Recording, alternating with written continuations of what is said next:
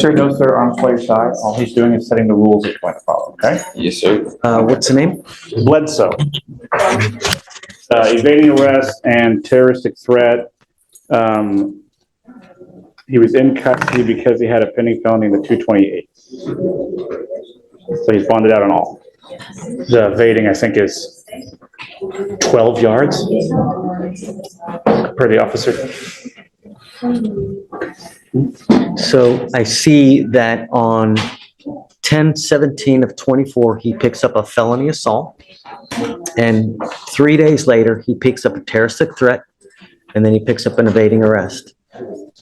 And they give him PR bonds on these cases? Is that what happened? And He bonded out since his last setting. I didn't check to see if they were PRs or not, Judge. I know that he had to pay money in felony court. yeah, it's just, I'm not going with PR bonds on this. I mean, he picks up 2 new cases if it's the same. Well, hold on a second. Let's not get ahead of ourselves. You've now picked up 2 new cases. You picked up a terroristic threat. You picked up an evading arrest. I will say our cases are the new cases, so I wouldn't call them new, they're just cases. Well, he picked up the felony, and then afterwards he picked up these 2 misdemeanors. I don't understand why he's coming here in December when he got a bond in October. How on earth is it? He was in custody, I think, on the felony. Oh, I see. Okay, and then he bonded out of the, right, okay. Yeah. Done. All right. We're going to do probable cause. You have the right to remain silent. Anything you say can or will be used against you. Please, what happened? On October 19, 2024, officers dispatched to a minor crash at a residential home in Harris County, Texas. All right, guys, buckle up. This case starts off with a bang. The judge opens by addressing Mr. Bledo's pre-trial violations, where he's tested positive for alcohol and THC. The court immediately shows no tolerance for any threatening behavior, with the judge laying down the law about the importance of maintaining decorum. The room is tense as the judge issues a firm warning revoking Mr. Bledo's bond for threatening behavior during the proceedings. The stakes are high, and the judge's no-nonsense attitude sets the tone for the case. Mr. Bledo's defense is weak, with no room to challenge the accusations. This is about proving responsibility and compliance with bond conditions. The call described a male at the location crashing his motor vehicle, then pulling a gun, and was trying to fight people at the location. When officers arrived at the location, they observed people at the location pointing at the defendant. Upon contact with the defendant, the officers introduced themselves as Houston police and told them to stop. The defendant then walked into his residence and came back out approximately 2 minutes later. The officers instructed the defendant to come towards them, but the defendant began to evade on foot from the officer the second time. The defendant ran approximately 12 yards from the officer before placing him in handcuffs. A person search on the defendant revealed he had a prior arrest and an active felony warrant. Upon contact with the complainant advised the defendant was driving up and down the street in his car and crashed. The complainant stated the defendant began to tell the complainant he was going to shoot him and kill him. The complainant advised the defendant then began to reach into his waistband and kept saying he was going to shoot him. The complainant feared for his life and felt threatened by the defendant's statement. I will say, gun was never found, no charges where the gun were ever filed. They charged him with terroristic threat. They would have charged him with ag assault if the police had believed that a firearm was used. Mr. Bledsoe, let me make something perfectly clear to you. I will do everything in my power to protect my public at all costs. And I don't care if I have to make your bond $2 million. I'm going to do everything in my power to protect my public at all costs. Do you understand? Yes, I don't care who you are. As the case continues, the judge addresses Mr. Bledo's extensive criminal record. The defendant is caught in a web of multiple charges, including felony assault and terroristic threats. The complexity of the situation deepens as the judge clarifies the timeline, showing that Mr. Bledo was already out on bond when he picked up additional charges. The courtroom is heavy with the realization that Mr. Bledo is a repeat offender, and his behavior is escalating. The judge is clearly frustrated, especially with the decision to allow Mr. Bledo bond despite his mounting charges. This part of the case underscores the importance of the court's responsibility to protect the public while navigating legal complexities. The suspense mounts as everyone waits to see how the court will respond. I don't care where you come from. I don't care what, nothing. I want my county safe. You will be signing an affidavit with me today, promising me that you're not going to have any weapons whatsoever. And if I find that you have a weapon, I can have a contempt hearing. You're looking at 180 days in jail every time if you're caught with a gun. Do you understand? I'm sending you now for a drug test. I want to know what, if anything, is going to be in your system as well. I'm ordering you not to use alcohol or illegal drugs, and I'm going to test you like crazy. Do you understand? Yes, sir. What do you do for a living? I work for Leland Airmark Bakery. Okay, that's what you need to concentrate on. Working a lot so that your time is occupied. When you have too much time on your hands, you become self-destructive. Do you understand? Yes, sir. Do You're you right about have, thank you. Do you have a Texas driver license? that. It's a yes or it's a no. Then you're not allowed to drive. On this affidavit, you will also be promising me that you're not going to drive. Do you? Do you have a different state's driver's license? City? He asked if you have a Texas driver's license. Do you have a driver's license from any other state? No, I'm from Houston. Okay, sorry. I'm just making sure you didn't have Louisiana or something. Not drive. I am also putting on this affidavit that you're not going to drive. Do you understand? Yes, sir. You're looking around, you're just heed this warning. Now we dive into the details of the alleged crime. The defendant, after crashing his car, reportedly pulls out a gun and threatens to kill someone at the scene. The gravity of the situation becomes clear as the victim describes the defendant's behavior, claiming he feared for his life. The tension rises as the defendant's violent threats are contrasted with the lack of evidence for the gun itself. This part of the case is key as the prosecutor works to establish the severity of Mr. Blado's actions, while the defense tries to downplay the threats. The courtroom feels the weight of the situation. This is about much more than just words. It's about the potential danger posed to the public. Mr. Bledsoe, do you understand? Yes, sir. Yes, sir. I totally understand. I only have one off day. I just sleep all day.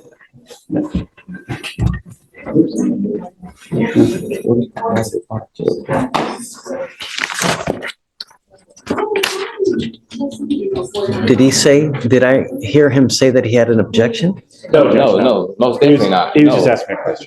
Okay, No just objections. don't use. Stay out of trouble. You're in enough hot water as it is. You know, the thing is, Mr. Bledsoe, is that a lot of people make very, very poor choices when they're out there in life. And sometimes that choice makes it to where you will live the next 40 years in a 6x9 box. And I'm going to tell you now, I've read have you been to prison before? Nope. I want you to hear me. I've read stuff about what happens in prison. Here's where the judge steps in with a firm hand. Mr. Bledo is ordered to sign an affidavit promising that he won't possess any weapons. The judge, with unwavering authority, warns Mr. Bledo about the consequences of violating bond conditions, emphasizing that one false move could lead to severe repercussions. The courtroom is tense as the judge lays down the law, making it clear that any further violations will result in additional jail time. Mr. Bledo is also ordered to take a drug test, with the judge asserting that he will be under heavy scrutiny moving forward. This is a pivotal moment, showcasing the judge's no-nonsense approach to ensuring public safety while holding the defendant accountable for his actions. And it had me in tears. It was as bad as could possibly. If you think of your worst nightmare, it's worse in our Texas prisons. They don't give a rat's behind about you, and you will be passed around like a proverbial doll. It's awful. Believe me, it's not worth it. Don't have a gun. Yes, sir. All right? Thank you, Judge. All right. If I can, Judge, I don't believe there has been actually any evidence presented to warrant a Hold on, bond Stephen. revocation. She told me yesterday that there had been multiple threats. So, all right, to circle back, there's a couple things. In speaking with pretrial, I have not received any information about threats. I've received information about cursing and rude behavior. Yes, Judge. There Don't was speak. no As the case nears its conclusion, the judge delivers a powerful message. Mr. Bledo is warned that his choices could lead to a long, difficult life behind bars if he continues down this path. The judge goes into vivid detail about the harsh realities of prison life, making it clear that Mr. Bledo is at a crossroads. The emotional weight of this moment is palpable. This is not just a legal warning, but a life-altering message. The judge's words are stern, and Mr. Bledo is visibly impacted by the gravity of the situation. It's clear the judge is not just trying to address the legalities of the case, but also to steer the defendant toward a better future, one where his decisions are more responsible. Threat of like harm or anything like that. It was just more so attitude. He was making people in our office a little bit uncomfortable just with his demeanor and the things that he was saying, but none of it, to my knowledge, has been anything, putting anyone in danger, threatening danger, anything of that sort. This is where I You want, have an open criminal case. You're to be humble and contrite. And when you're not, and when you're threatening, abusive, harassing, I'm going to take care of you and I will light you up like a damn Christmas tree. Do you understand? It is unacceptable, the behavior that you have displayed here with myself, with pretrial, with the people down over there. And if you don't straighten up and fly right, I'm going to be all over you.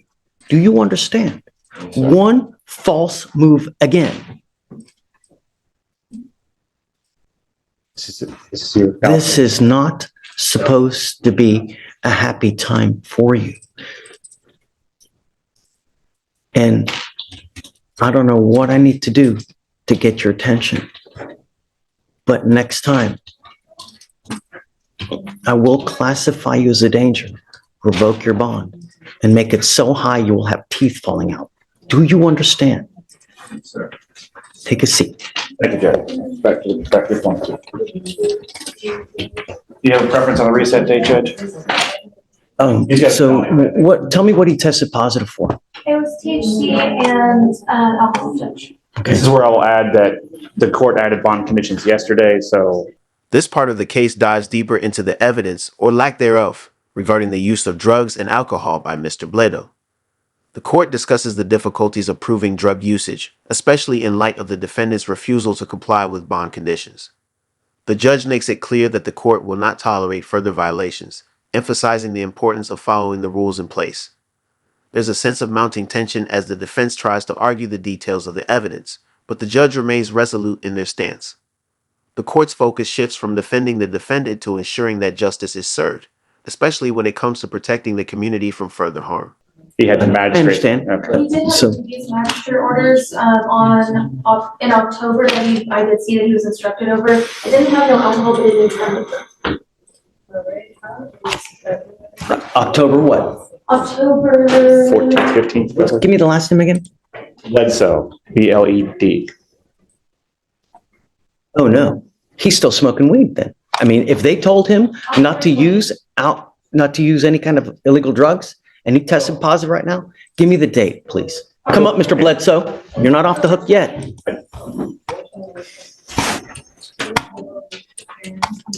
This is where I will repeat my assertion that since he's out on bond, he's entitled to a hearing where the rules of evidence would apply. What we're doing right now. Well, then I'm going to object to hearsay to anything and everything being heard by the court. What day was the magistrate condition for no using, please? October 20th.